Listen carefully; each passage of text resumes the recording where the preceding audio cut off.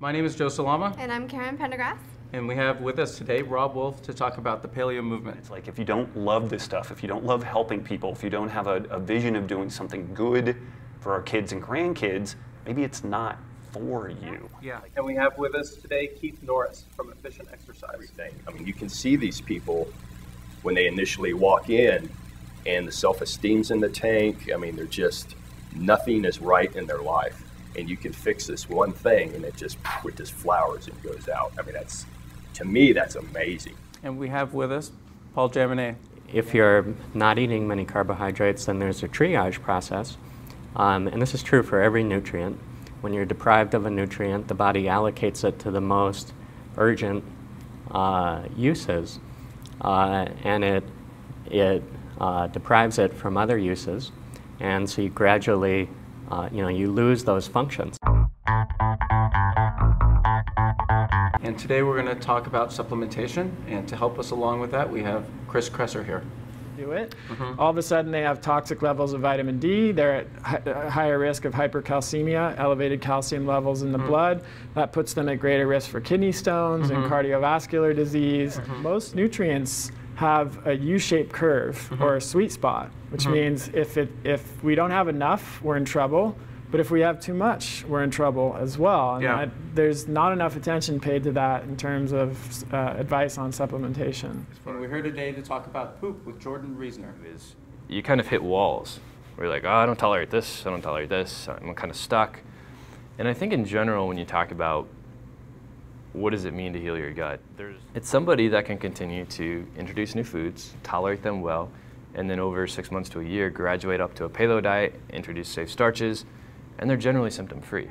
And today we're talking with Chris Masterjohn. Meanwhile, you had all these people in the 1950s and 1960s who thought that cholesterol was the main cause of heart disease, and they didn't know anything about vitamin K. So they started saying, oh, we're going to test vegetable oils to replace animal fats and get rid of the eggs because they have cholesterol, then we can prevent heart disease. Margarine. And they didn't know that that egg yolks were the best source of vitamin K2. And we have with us today Daryl Edwards.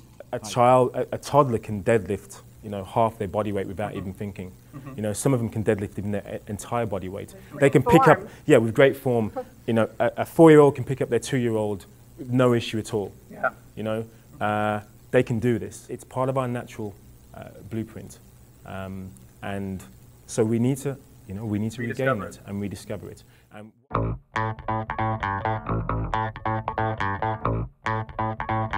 And we have with us today David Pendergrass.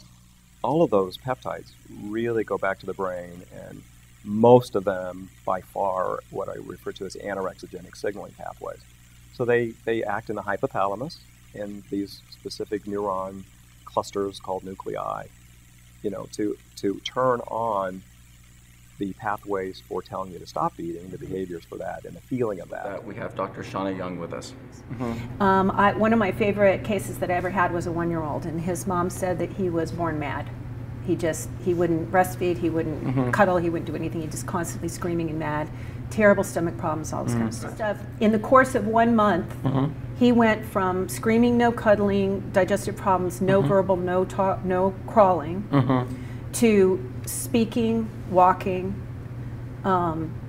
breastfeeding, no digestive issues, happy in 1 month. Today, Dr. Terry Walls.